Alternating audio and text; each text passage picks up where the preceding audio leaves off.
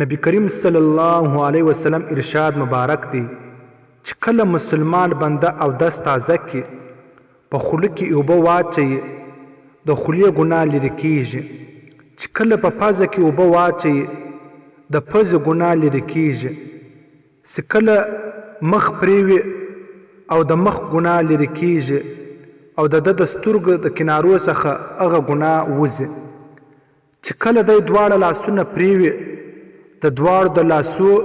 د نوکانو څخه هغه ګناه وځي چې کله دی د سر مسه وکړي د سر د مسې د وچ څخه